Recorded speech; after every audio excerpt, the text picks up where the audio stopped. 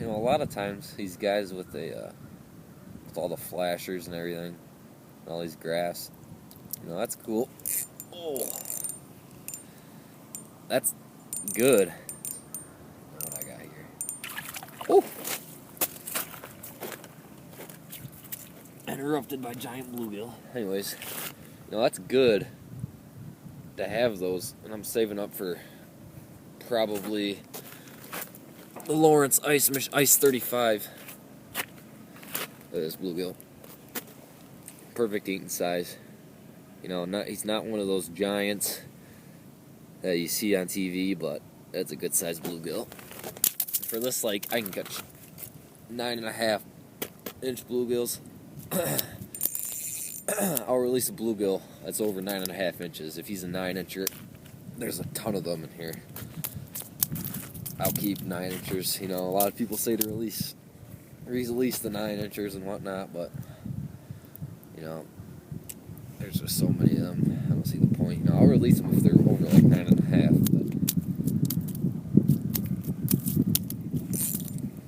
But yeah, but a lot of these people are just becoming so dang reliant. This guy's really thin on wow, big cruiser bluegills. Bluegill after bluegill. That a perfect size for eating, let me tell you. I can get one heck of a fillet off them.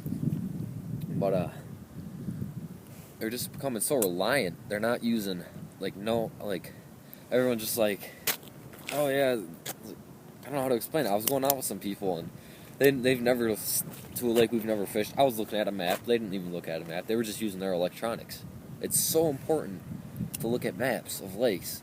People are just using their electronics. I mean, sure, electronics are nice for being more precise about things. Like, we've got them on our boats and everything, but, I mean, people just 100% relying on electronics. It shouldn't be, you know. I mean, I don't think...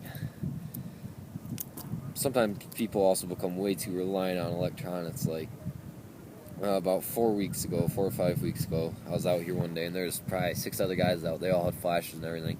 I was out fishing them, catching bigger and more bluegill. Partly because I have better equipment, such as rods. No, this guy's...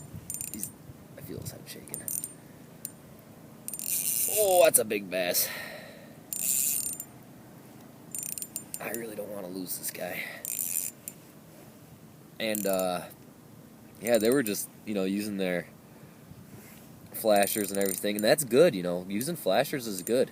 I fully support that, but people that just become way too reliant. Oh, no, oh. You know, I take that back. He's not that big, but that's not... I'm not going to complain. That was one heck of a fight. 2-pound tester off the light rod, let me tell you. Don't get much funner than that. Such a pretty fish. God. I tell you what, I miss bass fishing. That gets me excited.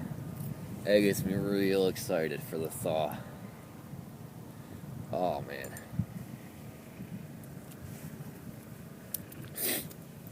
Yeah, but people just become... I mean, sure, like, it gives you a lot of confidence. I was with a guy who had a flasher, and I was using it, and it gave me, like, you know, it was pretty awesome seeing the fish come up.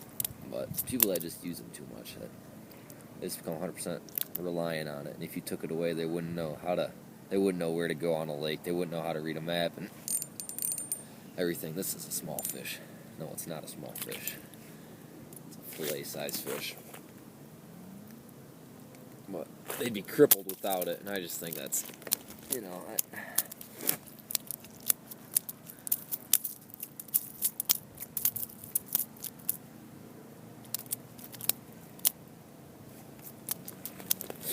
Man, seems to be a pretty good hole. They're just slurping it up, too. The big ones ain't hitting it that hard.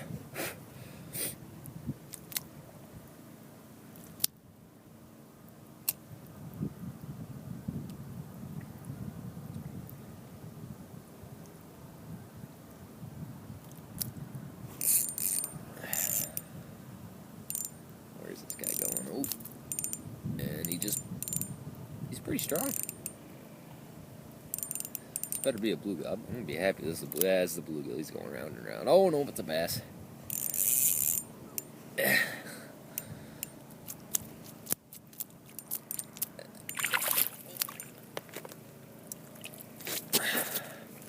Man, what is up with this? I have never caught this many bass through the ice.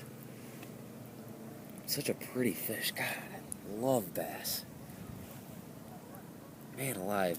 Check out, look at that. Philly Bassin. Speaking of bass. Philly Bassin, he's got a real nice channel. He's a really nice guy, really nice channel. Well, look at that gut. He's got a pretty good gut for being a winter bass. Alright.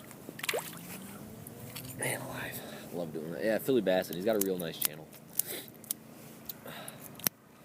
Man. Non-stop action almost. Yeah.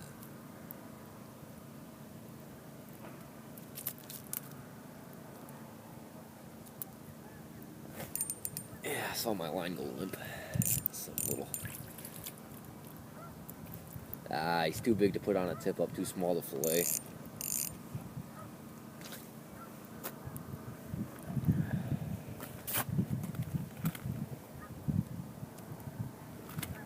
It's like the size I don't want to catch right now. Not complaining though.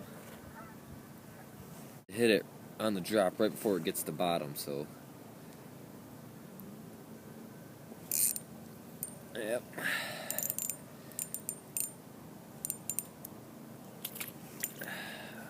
Pumpkin seed.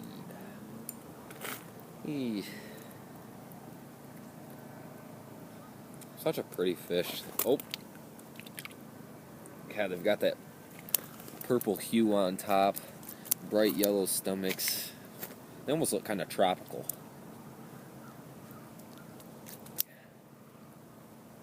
Nothing beats catching nice bluegills like this. There's no point in keeping 25s and coming back out here tomorrow and getting another 25.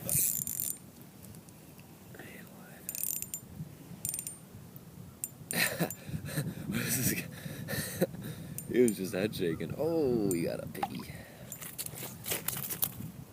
Man, this guy was a real hard fighter. Awfully thick, too. Yeah, that's why I love bluegill fishing. That right there is why I love bluegill fishing. That fight is just so much fun. You know, a lot of times people will see the, if you're sight fishing them or you got a Vexlar, you'll see the fish come up, and right before he gets there, you'll slow, like say if you're jigging like this and you're getting him to come up, right before he gets to your jig, a lot of people will just like stop it, or they'll slow down that jigging motion. That, like, I don't get that, you know, because these little jigs is what brought them in. You know, you might as well just keep doing it. That's what I do, and I still catch them. The reason I'm stopping it here, I stop it here so like that, I can see my line twitch a little bit better.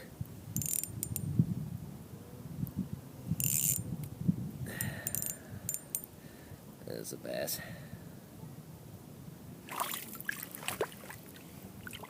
Nope. Stop it. Screw it. Swing it.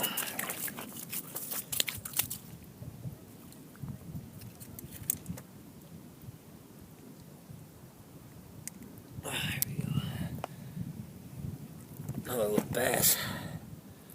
Now, these are all about the same size bass I've been catching. Swim. There you go. Swims off. Nothing big, but